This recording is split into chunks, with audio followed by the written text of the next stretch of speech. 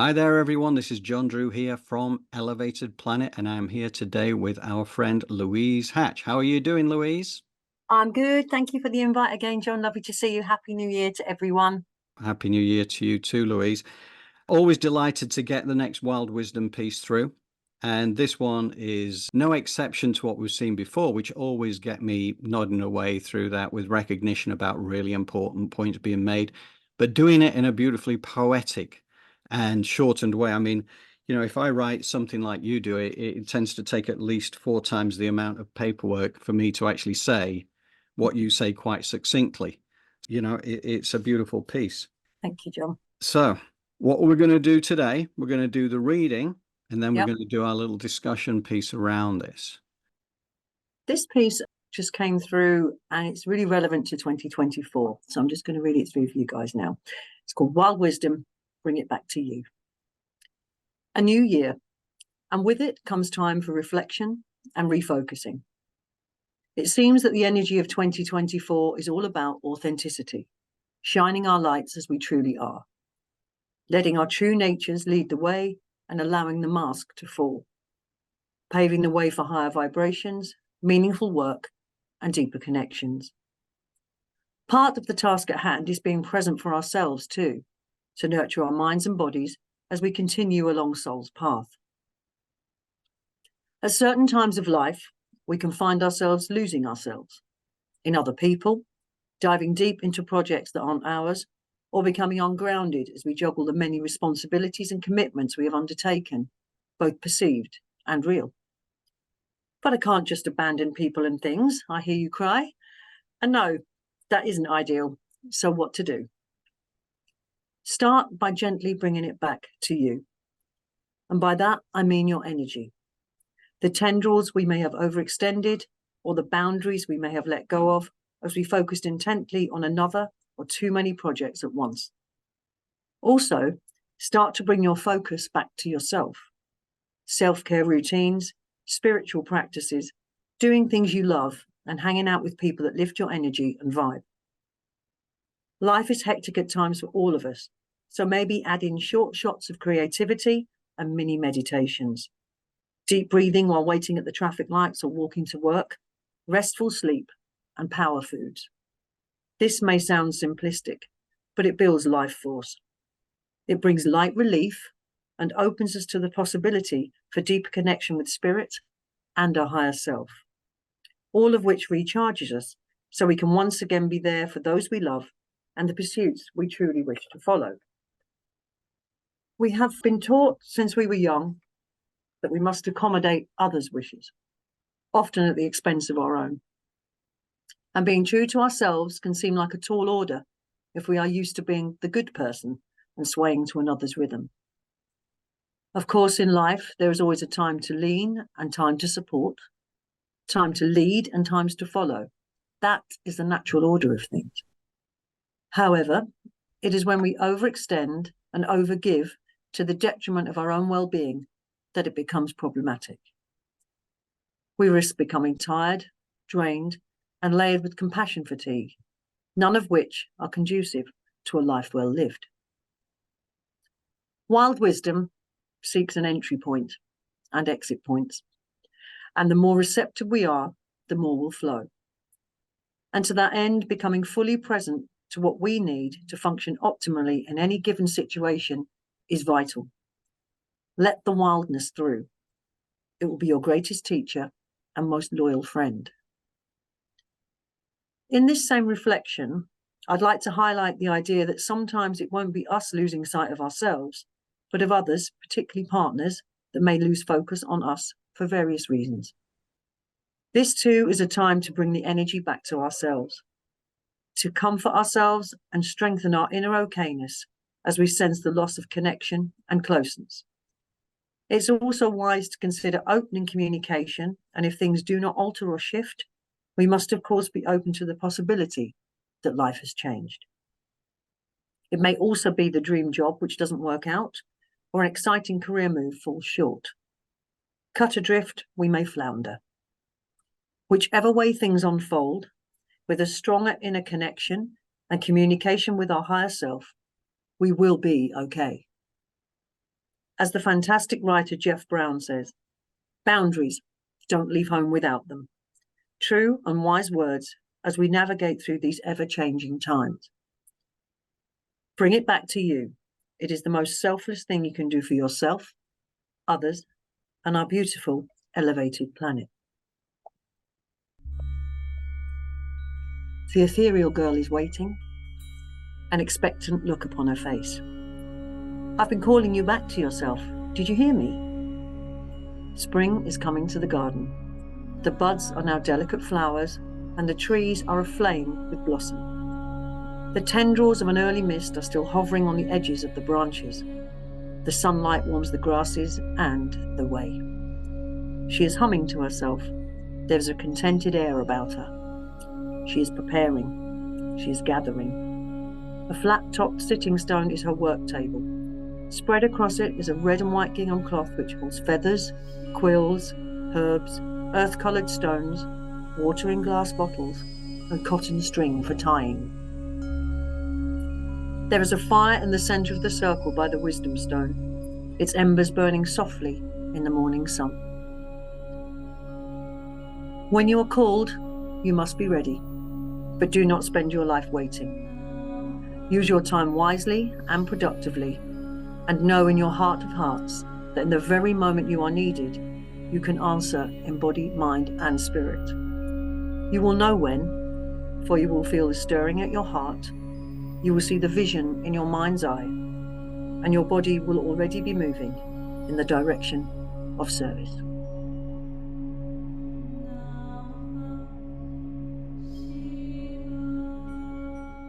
Beautiful. Pleasure. Again, I love the piece. I think it's deep, and again, I love the fact you managed to put things into a very succinct passages. But again, it means a lot. And you know, like when I go through this, I just feel the truth behind it. We've been taught since we were young that we must accommodate others' wishes, often at the expense of our own. It is almost like culturally, that's what I feel that, you know, I was brought up in that way. It's kind of like later in life, you realize that in order to give fully of yourself, the first thing you have to do is actually that self-care piece. It's true. It's very true. You've got to kind of, it's almost a total mind shift, really. Like you say, it's the programming that we're brought up with, maybe, or the things that we learn along the way, and they don't always serve us. And particularly now, as we've discussed before, I think we're all on our various paths of missions, if you like, and that takes energy, that takes focus. And in order to do that, recharging, renewal, just really taking care of ourselves is going to be a really crucial factor in that, in order to bring things through and bring the changes through that we know are coming, and that we are anchoring in place in our various different ways. So yeah, and this piece, I'm talking to myself in this piece as well. You know, I'm a great one for frazzling and then wondering why I can't get everything done that I need to do. So yeah, it's about changing patterns, really, Yeah.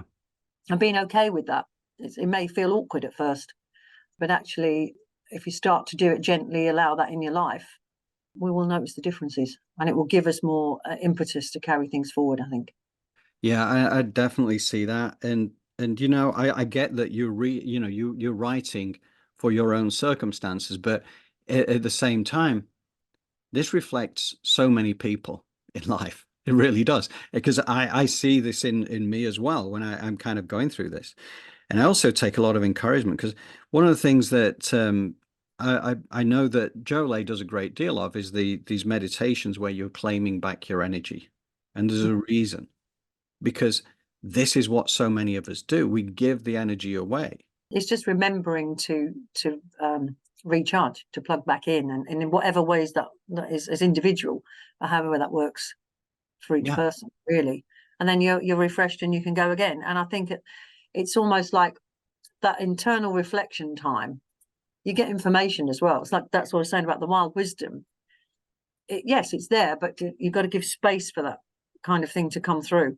And if you're running around and overextended, and you know, then it's harder. I think it's there, but it's like, excuse me, I need some space to come through, and it's, you know, that's part of the work as well. Yeah. And when you put in here about short shots of creativity, right? Because that's opening a channel. Yeah. as per this piece itself. And then when you talk about mini meditations, deep breathing while waiting at the traffic lights or walking to work. Now, I have a good friend who, again, he's not into spiritual practices at all. But the fact is, he does walk to work, and it's a lot of miles every day, right? Every day that he's working.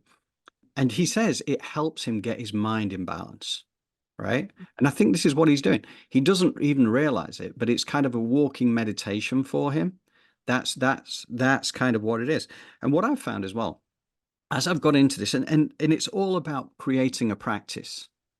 Yeah. Because you can't just do it once and then not do it again. And it's difficult, like for people who are not used to meditating, let's say, for instance, the first thing that happens when you try to find that place of quiet and inner peace and all that, you get bombarded because we're so used to having information coming through. It's so difficult to sort of like allow the mind to quieten down.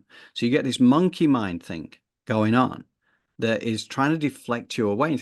Is practice. I mean, now I've been doing this for getting on for 6 years. Now I feel that I can go into almost a meditation just like that. I just got to stop myself, and I could be in traffic, or I could be driving down a motorway. And that's the spooky thing. What I don't do is close my eyes and cross my legs. But That job. Yeah. you'd soon know if I did. But Yeah. Any other drivers out there, it's all good. somebody would notice. So I'm in a Zen place. On the And M25. probably the Central Reservation as well. But it's kind of like it's a mental, it's almost a state where you are fully conscious of what's going on around you, but at the same time you still drop into this deeper place that allows you to just make this like a seeming connection to something bigger and better. Yeah. And it makes you feel good. Makes you feel good about yourself. It's quite magical, isn't it? Yeah, it It's is. a magical place, I think, when you can do. It's almost, that's, for me, it's like spirituality is about, we live it every day.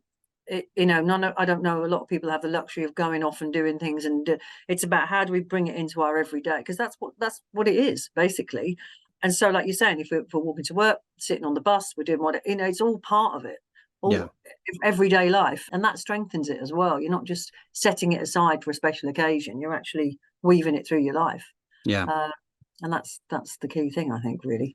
I agree, and I think that one of you encapsulate this at the very end of Ethereal Girl to an extent, because you say in the very moment you are needed, you can answer in body, mind, and spirit.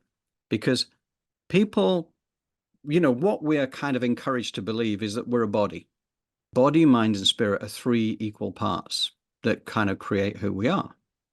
So when we're so focused on saying, okay, well, I am the meat suit, and that's who I am, then you're missing 2/3, because mind is not just the brain. That's kind of a processing center for the body, but nevertheless you have wisdom throughout your entire body, and doesn't just stop at your body, it goes outside of your body, right? Because your aura has wisdom. I mean, we don't think of it this way. We think, okay, well, if that's the edge of my body, that's where I end. Layers where we gather information as well. It's all, it's all part of it, It is.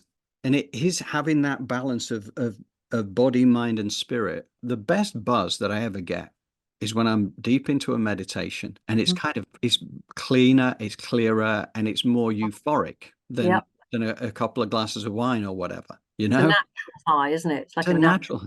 You know what? There's no hangover. How good is that? It is true. I think it expands us as people, doesn't it? And I think I think for myself, and I'm imagining others as well, we can get so bogged down with the details of life that actually doing something that steps us out of that and reconnects us, you go, all right, for me, it refocuses the purpose of what we're doing here.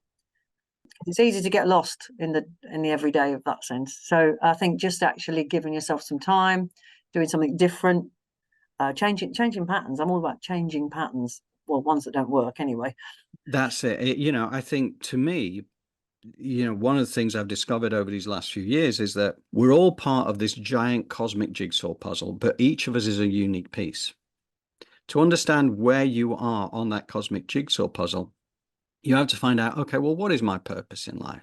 But how do you know when you are getting to that place? And the answer, as I understand it to be, is that it's what lights you up the most. What is it that gives you the most joy? A lot of people will go through life, and one of the things you talk about here is the dream job that doesn't work out and all this kind of idea, because it may have seemed like the dream job, but you try it and then actually it's not what I thought it was. And then having the courage to step away from that into some more of an unknown. But I think that, if you're connected, if you've got this, connection to higher wisdom, to your higher self, you will always find your way because Yeah. you will be supported. But you know that there's so much truth in this about having the courage, and whether it's a relationship, whether it's the job, whether it's anything else in life, the temptation is to keep going with it because we don't like the uncertainty. Yeah. And I think as well, it's about trust, because again, we've like to have some control. And I think what's going to happen more and more as we move forward from probably from this year on, we won't have those controls, or we won't feel like we have those controls anymore. So we're really Mm. going to have to trust our intuition and the things that are happening. And in the ethereal girl piece, the part about, be ready, be prepared. And also, you don't always get the whole picture. I had a dream about 2 months ago. It was really, I don't often have vivid dreams. It was a super vivid dream. Woke up and it is so imprinted on my brain now. And I was like, what on earth? What is this about? There was oceans, there was goddesses. It was like, what? Anyway, it stayed with me. But now things are starting to fit around that vision. And I'm kind of going, and I have no roadmap for this. I'm just literally going, okay. And all I keep doing is checking in with the vision. And strangely, I did something the other day with a friend. We're doing a music project together. I checked in with the vision in my mind, and the goddess was smiling.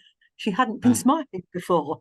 And I was right. like, and I took that as an, I thought, so I'm on track then? Okay. So you get these tiny little indicators, blink and you'll miss them. Mm. But I'm one for, like, I like the detail. I like to know what I'm doing. And it's like all I've got is this thing in my mind, and it's going. And I'm just having to do things that I feel intuitively are right, and then I'm adjusting as I go. And that's a whole new thing. And I think that's part of the new way. We may get really unconscious or high self stuff coming through that is kind of giving us a heads up on something up for along the way. Our job is to kind of plot the path as we go. And I think that's what that ethereal girl, she's preparing, she's chilled about it. And then you'll get the vision, you'll get the sensation, you'll get the moment where it's okay, it's time to walk, or it's time to, or I need to speak to that person, or I need to read that book, and maybe we don't really know what we're doing at that point, but Mm. it is heading towards that kind of, it's like a vision quest, really. It's not something we've already seen that doesn't make logical sense, but it's there. And that is where trust comes in. Really got to trust it. Yes, and it's not always easy to do at the outset, but I think that once you trust basically your intuition, right? That's what your higher self does. It kind of like maps things through to you. And one of the quotes, I mean, I wrote this down years ago. It's from a book by Brian Weiss, who's used to do all the past life regression therapies. And there was one lady who was taking her through a past life. And when she died, the first thing that he always asks is, okay, now you're on the other side. What was the lesson that you had to learn? And I've got it written down up here. It said, I had to learn that I had no control over life. I must have faith in the masters. They will guide me throughout. And I thought, I love that Yeah. because in a way, it kind of takes the pressure off you, Yeah, it you know? does. And Yeah. you think about the wisdom, the wild wisdom, how whatever you want to call it, right? Within the meat suit, we have a certain amount of wisdom. But what I do know is that there's only so much you can fit in within the physical body. Yeah. Much of it comes from our higher self, from the soul energy, from guides, whatever. Now, once you're tapping into that and once you're open to it, and I do agree with you, I think that intuition is the thing that is really going to start to have the dial turned up. But people have to be able to identify it and trust it. And I think that's part of when we're growing up. Like you say, we're taught to be good people and maybe people please a bit and all of those things. And sometimes we're kind of shown to override our intuition. I remember being a very small child and getting intuitive hits and bringing it out in conversation. People go, "Oh, don't be ridiculous." Oh, don't. So in the end, you go, oh, it's not right then, or it's not, so you start to doubt that. So it's like a retraining program to go, actually, it was right all the time, so again, it's like a strengthening of that, whatever map that takes. You might do readings for yourself, you might be just following little hunches that you get, and then you go, oh, okay, yeah, that did. Just really trusting it and strengthening it. I think that's crucial now. That's it. Reprogramming. And again, I know how challenging this can be if you're in the mainstream, because we don't even realize we need reprogramming, because this has become our reality. Yet we have an epidemic of depression and stress out there across the westernized world because of the way that life has become, all driven by corporate greed in a lot of cases, or chasing for materialistic things that we don't need. We don't even realize that we can get wisdom from the earth and wisdom from nature. We don't even realize that Gaia, Mother Earth, is a living entity.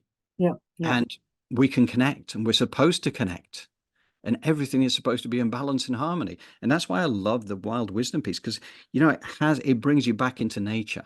It's like the old wisdom.